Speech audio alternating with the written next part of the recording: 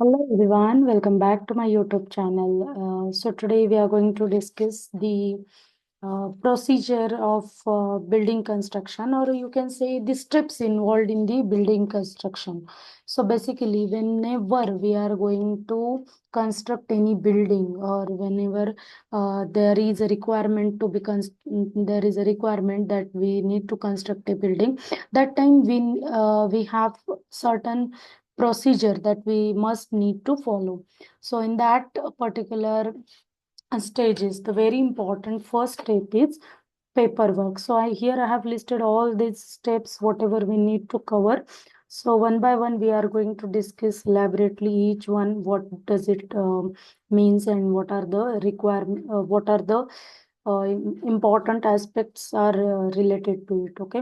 So because what happen exactly when we are attempting any exams in the curriculum, when we are in the engineering background, or if you are a second year student, if you are a third year student, that time what we used to do is we are just appearing the exam. We just look at it we have to we have to crack this exam, and we need to take the marks. Out of 4, it should be 4. Out of 5, it should, that definition should be like this. Like if the questions are asked to us, and we are just looking like it is an exam, and theoretically we are going to prepare it. But if we will see those things practically, it will be very easier for us to like when we will be in the market, that time it will be helpful for us to understand all the concept. That what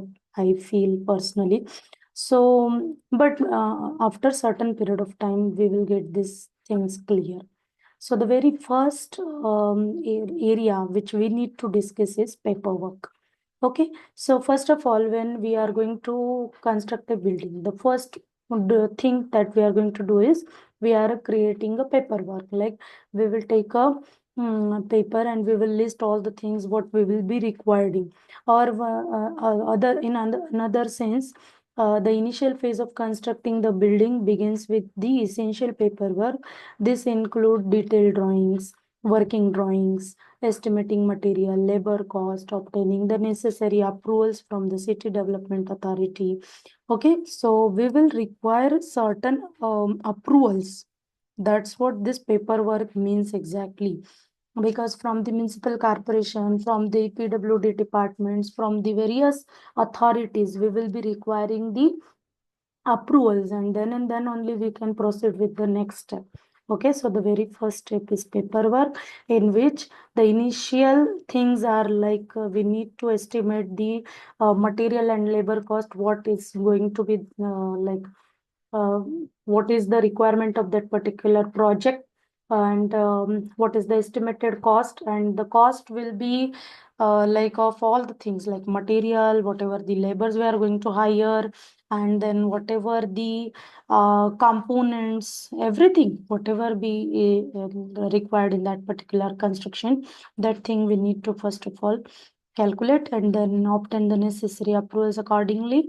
And tender placement we need to do, like if there is a building which is commercial one, that time we need to place a tender accordingly. Okay, so again, you can see my types of tender, and what is tender, that video, so that you will get a brief idea about tender also.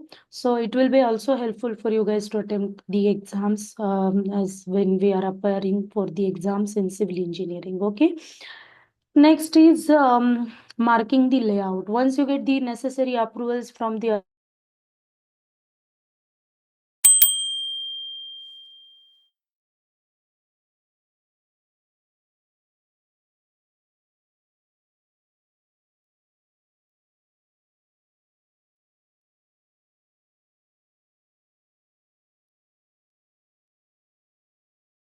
Okay, once you get all the necessary approvals, then you can mark a layout on the ground, and the marking process ensures that the layout is accurately positioned with the precise dimensions. So, okay, basically once you get your plan sanctioned, because in this above procedure, which is paperwork, in that procedure, we again need to mention one more point, that is we are going to create a CAD plan, which is a we are calling it as a detailed drawing. It is already mentioned there, just we need to discuss it elaborately. That is, if you have created a CAD plan accordingly, and if you are getting it sanctioned, then that same plan has been marked on the ground.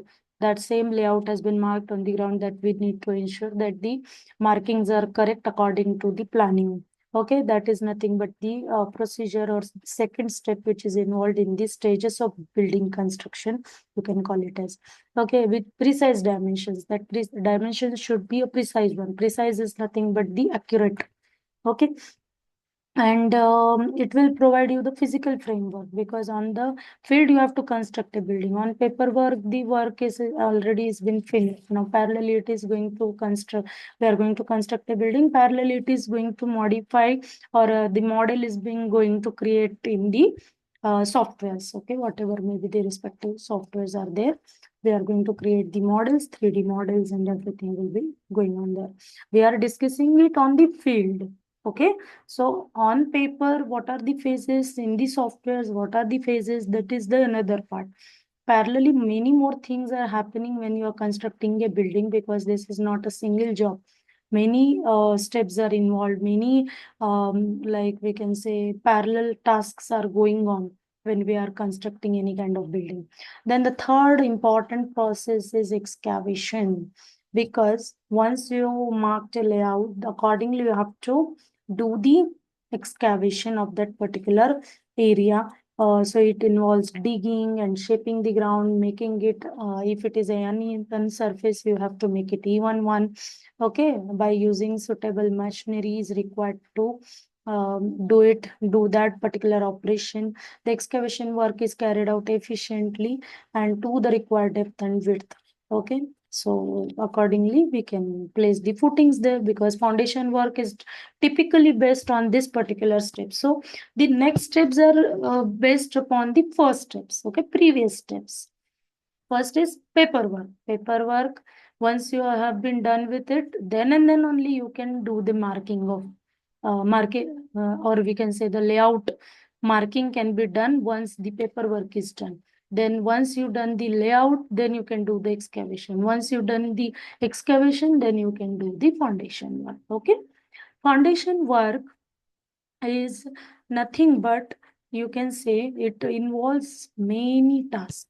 Okay, because you have to compact the excavated ground, and then you have to lay the you have to place the PCC bed, then you have to make it a solid base for the structure, because whatever may be the stories of building, it can include 20, 10, or it can be a single story building. But whatever maybe the building is there, that is resting on that particular part, that is foundation. So foundation plays a very important role, and that's why we have to involve many operations inside this particular single step. Then footing reinforcement, we have to add in that particular thing, forming a skeletal framework for concrete pouring, shuttering, many more things are there. So I have listed this very elaborately. So you just read it while you are going through the recording, while you are going through the video. Okay, so that's why I'm uploading these kind of videos, so that you guys can take a help of it, and you can write it down when you are attempting the or you are, if you are attempting any exams, or if you want to crack an interview, that time you can take help with this particular steps. You can explain it to another one, to whoever maybe you want.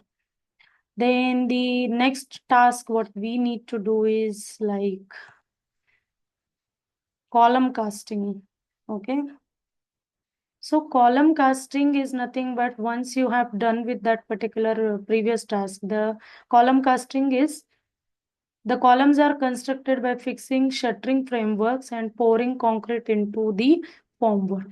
The shuttering is left in a place for approximately 24 hours to allow for a proper curing before removal. So on whatever the markups are there for the column, you have to place the shuttering frameworks. Okay, frameworks, again, it will be like first of all, you need to place that framework, and then you have to pour the concrete into the formwork. Then the shuttering is left in a place for 24 hours. Because if you have done the proper curing, then once you will remove the shuttering, it will, you have to make sure that the your column is now properly strong enough to place on that, or resist, or we can say to stand alone in that particular region. Okay. Then the next step is construction of wall. Okay. Next step is construction of walls. So once column is being placed, then you parallelly can do one thing. You can construct the walls. So wall construction include many materials typically. So currently they are using concrete blocks, but previously we were using the bricks. So it may include bricks, it may include wood or precast concrete. So before wall construction begins, the base of the wall is established using concrete or stone masonry. The height of wall is determined by the floor height. Okay, and the openings are left for the doors, windows, and ventilators. Okay, so these are nothing but the openings. Again, the next task we need to discuss is lintel and roofing. Okay, lintel is nothing but the masonry works continues upward until the roof openings for the doors and windows are incorporated into the masonry. Like see, when we are constructing the building, we are going from bottom to top.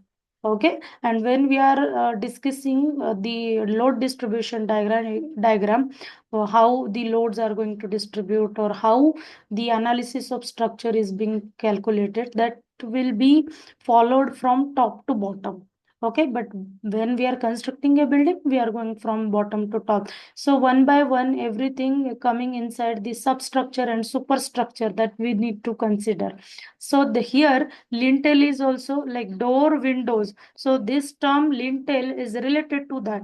So lintel height is mostly, I think, is related to 2.1 meter according to my knowledge.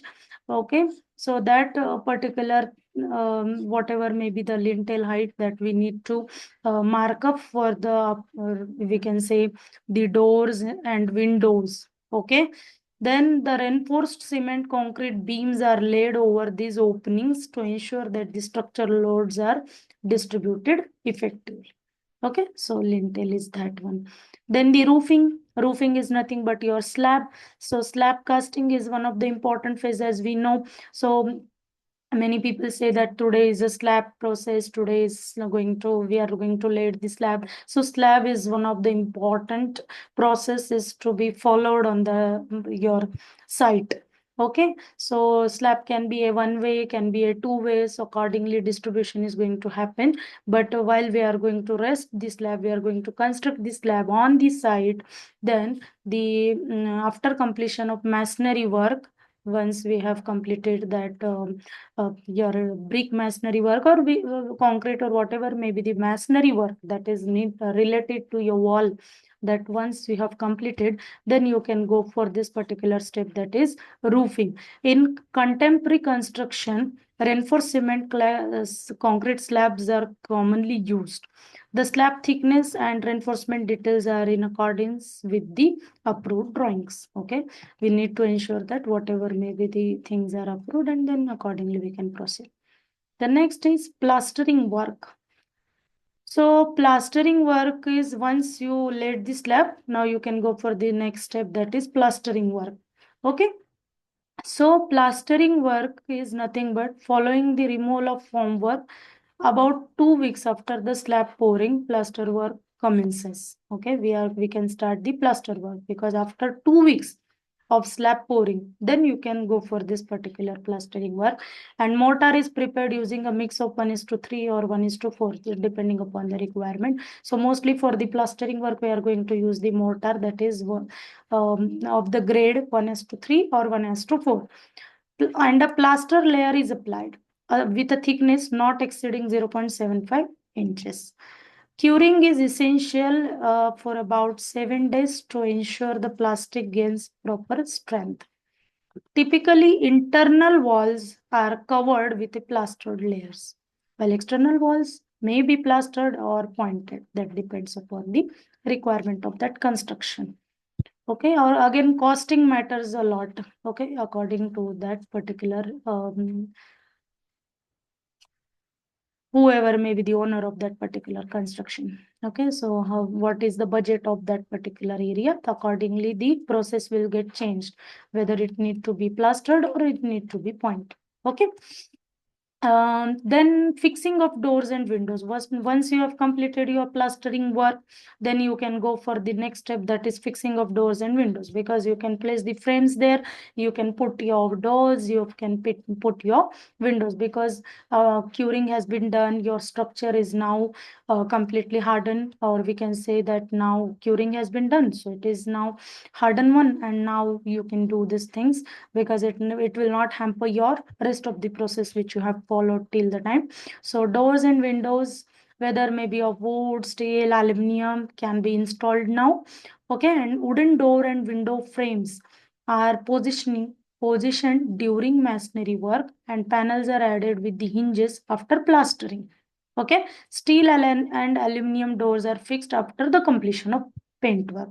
So these are the different things, because if it is a wooden door, as they are saying, that they can be laid parallelly with the masonry work, and panels can added after the with the hinges after plastering. So these are the process, or these are the like we can say, some are the changes that we need to follow according to the material.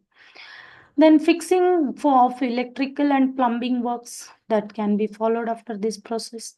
Electrical and plumbing work is nothing but we need to lay the pipes.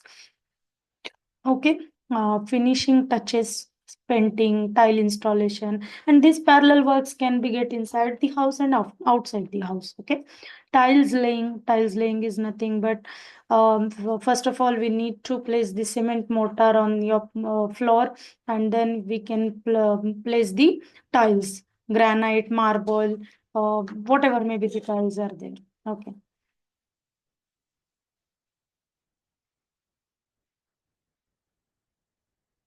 Then painting is the process. Okay, painting is nothing but a primer. It will involve primary coat. The two types of coats will be there. First, we need to place the primary coat, and then the second coat, two coats of putty and two coats of paint will be required for the interior and exterior work. But exterior work, again, it can change the requirement, because we can only give one single coat also, and but in for interior, as there is a huge requirement for the interior designing nowadays, it is becoming a fashion that without the interior we cannot live inside the house. So it again matters who want to do it or who don't want to do it. But again, it depends upon your interior work. If you are doing the interior work, so parallel works can be done with the painting. Okay, related to the furniture and all. So first of all, the painting process involves different sequences that is dependent upon the desired finish, as I'm telling you. It may include a primer coat followed by two coats of water-based paint, or two coats of putty and two coats of paint, with variations for the interior and exterior. The same I have explained it to you. Okay. The last but not the least, that is miscellaneous work. Whatever may be the things now that are remaining, that can be happened once you have finished with all the rest of the process. In addition to the core construction phases, various other works carried out as needed based on the specific requirements of the consumer and the design engineer. These may include terrace waterproofing, landscaping, false ceiling, and furniture placement. And again, I want to add one more point, that is interior designing. Okay, so that depends upon the client requirements. But the basic stages or basic steps which involved in the construction, or we can say while constructing the building, that I have mentioned here. Okay, so these are all the things we need, we have discussed. I hope you guys got some good knowledge from today's video. If you like our video or if you like our channel, please like, share, and subscribe.